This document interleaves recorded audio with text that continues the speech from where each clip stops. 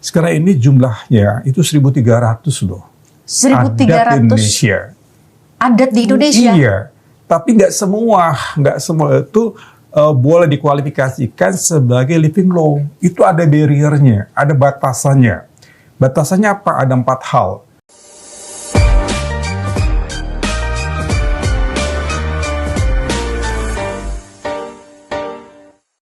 Nah Bu, tadi pertanyaan yang mungkin saya bilang tadi muncul di benak banyak orang adalah sejauh mana sih ketika sekarang ada hukum nasional nih Bu, ya termasuk hukum yang di drafting lewat Direktorat Jenderal Perundang-undangan gitu ya, Kementerian Hukum saat ini. Itu gimana ya Bu hubungannya antara hukum adat yang ada saat ini, kalau yang tadi kita munculkan kan hukum adat Dayak. Di seluruh Indonesia kayaknya berapa banyak suku yang masih eksis hukum adatnya. Nah gimana tuh, itu masih tetap berlaku dan apakah mana yang lebih apakah perlu kita bandingkan yang lebih tinggi hukum adat ketimbang hukum positif, atau lebih tinggi hukum positif dong daripada hukum adat? Itu gimana sih Bu sekarang? Iya, kalau bicara saya malah melihatnya ini integral ya, artinya ada penyelesaian yang bisa melalui hukum positif, ada yang bisa diselesaikan melalui hukum adat. Artinya kalau misalnya masyarakat hukum adat kita itu bisa menyelesaikan secara mandiri dan kemudian ternyata penyelesaian itu membuat tenang di masyarakat hukum adatnya, itu akan lebih bagus. Dia tidak akan sampai pada ranah hukum positif yang prosesnya itu ada dari kepolisian, kejaksaan, penyidikan, ya, itu kan prosesnya penuntutan panjang. ya. Dan penjatuhan sanksi adat sendiri itu kan sudah ditentukan di masing-masing masyarakat hukum adatnya. Artinya bisa saja tadi mungkin ada ganti kerugian atau denda adat, atau kemudian diasingkan atau dikucilkan. Itu kan proses-proses yang diakui oleh masyarakat hukum adat yang kemudian bisa diterima kalau dia merupakan bagian dari masyarakat hukum adat. Jadi sebenarnya integral ya, antara kita mau menerapkan yang positif dengan yang hukum adat ini satu kesatuan di mana bisa saling mengisi dan tidak ada maksudnya mengenyampingkan. Dan semangat dari KUHP kan seperti itu. Ada restoratif justice-nya, ada pemulihan, ada hal-hal yang nanti larinya itu kepada kedamaian, kenyamanan, dan kembali pada kondisi awal ketika sebelum terjadi pidana. Yang istilah yang Ibu sebut tadi restorasi gitu ya, mengembalikan pada kondisi semula sebenarnya. Nah mungkin Pak Dirjen yang bisa menjelaskan nih, kenapa sih di KUHP nasional kita ini, Undang-Undang Nomor 1 Tahun 2023 living law ya istilah, atau istilah yang dikenal di kalangan akademisi hukum sih gitu ya, living hukum yang hidup di masyarakat kita gitu. Kalau kita sih mungkin dari TikTokers itu, ada hukum adatnya Dayak, ada hukum adat Papua, hukum adat. Kenapa Pak kemudian KUHP kita yang baru nih sangat mengakomodir, bahkan berada di pasal 2 ya Pak, betul ya? Ya betul, pasal 2. Jadi gini Pak Prista, menambahkan sampaikan Bu Cahyani bahwa inilah keindonesiaan. Jadi suatu tindak pidana ya yang menghormati ya nilai adat. Indonesia memiliki hal seperti itu yang sudah diadopsi dalam pasal 2 tadi ya, atau dikenal living law atau hukum pidana adat. Nah ini asbabun nuzulnya ada, kemudian kami terlibat langsung pembentukan juga pembahasan di DPR, itu perdebatan luar biasa. Kenapa Pak? Ada yang mengatakan tidak perlu bagaimana tentang asas legalitasnya ya. Jadi tidak bisa suatu perkara pidana itu kalau tidak di dalam satu peraturan perundang-undangan atau undang-undang. Nah kalau kita cermati adalah bahwa sejatinya di konstitusi kita itu sudah mengatur loh. Di pasal 18B itu mengatur bahwa negara mengakui simpul-simpul masyarakat adat. Kedua adalah undang-undang kekuasaan kehakiman. Hakim dalam memutus perkara wajib untuk menggali ya nilai-nilai adat di masing-masing wilayah. Itulah 2 hal. Nah, dengan 2 hal itu maka diadopsilah suatu ketentuan pidana itu dalam KUHP nasional yang insya Allah tanggal 2 Januari 2026 ini akan berlaku secara efektif.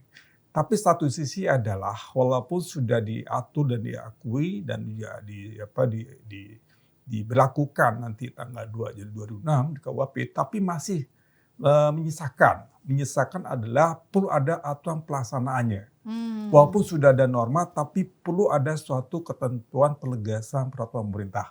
Inilah kami sedang menyiapkan itu, Dan insya Allah ya Bapak Menteri Hukum akan menyampaikan kepada Bapak Presiden terkait RPP ini guna untuk penetapannya. Jadi itulah asbabun nuzulnya. Oke. Jadi sudah ada konstitusi, sudah ada undang-undang kekuasaan kehakiman, ini diadopsi dan itu pun juga kalau kita lihat cukup banyak. Sekarang ini jumlahnya itu 1.300 loh. 1.300 adat di Indonesia. Adat di Indonesia. Iya, tapi nggak semua itu boleh dikualifikasikan sebagai living law. Itu ada barriernya, ada batasannya. Batasannya apa? Ada 4 hal.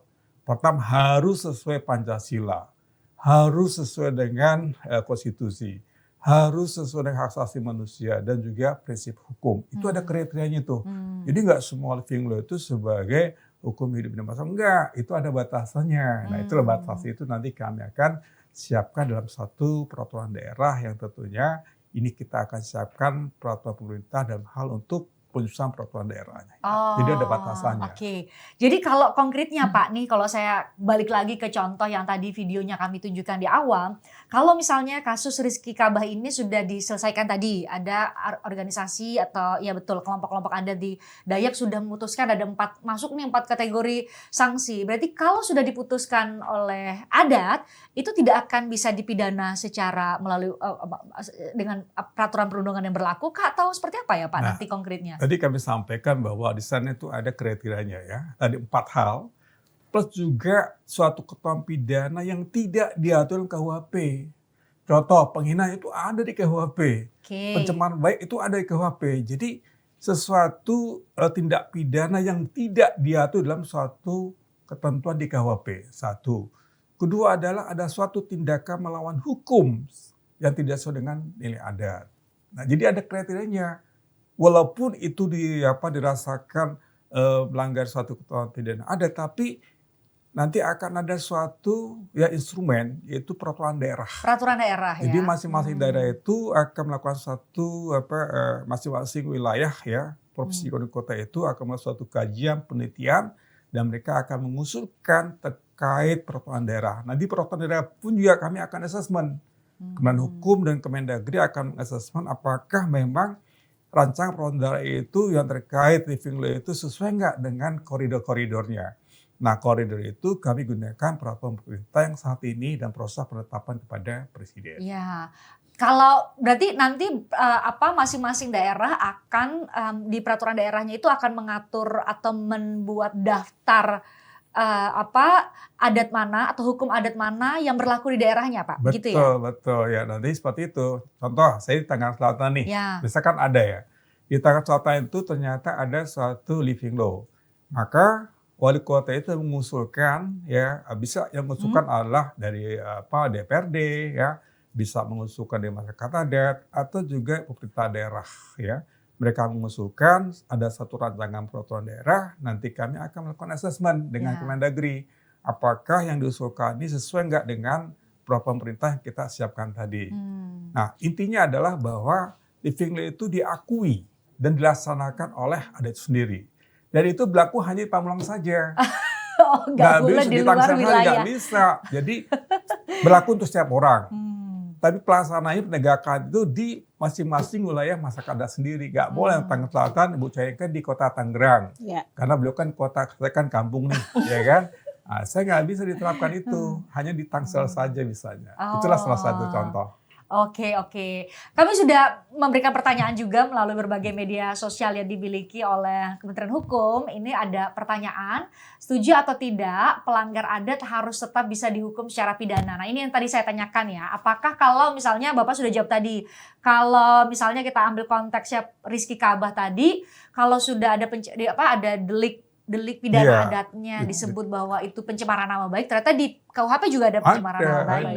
Nah, setuju nggak kalau udah melanggar hukum adat, terus harus diproses juga secara pidana gitu maksudnya ya? Setuju atau enggak? Nih, ternyata Pak, yang setuju ada 54%. Ya betul, 54%. Kemudian tergantung kasus ya 40%. Tidak setuju 6%. Kalau secara legal formal Pak, sebenarnya yang mana yang paling tepat Pak? Kalau udah dihukum secara adat, masih bisa nggak dipidana lagi? Ya gini ya, pertama spiritnya adalah bahwa kualifikasi tindak pidana adat itu yang kualifikasi yang ringan Bu. Oh. Contoh adalah gini ya, di KUHP itu ada denda. Denda kategori ya. Sekarang kategori loh ya. Kategori 1 juta, 2 50 juta, 10 juta, 3 50 juta, sampai kategori 8 tuh 50 miliar. Itu kategori. Nah untuk pidana adat itu kategori 2, 10 juta dia. Jadi pada saat ada suatu perbuatan pidana adat, kita lihat dari segi dendanya itu 10 juta. 10 juta itu ekuivalen dengan 6 bulan. Jadi kalau suatu perbuatan yang memang dirasakan ancaman lebih 6 bulan itu nggak bisa. Contoh, membunuh itu nggak boleh. Membunuh tidak pidana yang berat itu.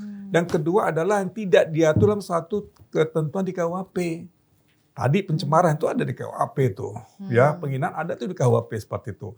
Nah semangatnya adalah memang KUHP semangatnya restoratif justice. Sejauh mungkin penjara ultimum remedium. Nah ini jadi nanti ke depannya justru nanti ya pelaku tindak pidana itu sejauh mungkin tidak di penjara apabila kualifikasinya tindak pidana yang ancamannya 5 tahun ke bawah. Nah itulah konstruksi hukumnya. Bu, tapi kan ini bisa jadi memunculkan celah hukum. Saya kalau dengar penjelasan Pak Dirjen, berarti bisa jadi nih kalau juga para pencari celah hukum tadi, para pencari celah hukum misalnya memanfaatkan Pak. Oke, ini kayaknya kalau pakai adat, hukum adat lebih ringan deh kayaknya nih daripada dibanding dengan tadi Bapak bilang. Ada beberapa kualifikasi pelanggaran masuk kategori pidana hukum positif, tapi juga ada beberapa yang masuk kategori pidana adat. Nah, itu gimana, Bu? Penjatuhan sanksi adat itu ya memang harus dilihat dari sisi ada tidak di KUHP. Kalau ada, sebenarnya itu larinya ke hukum positif.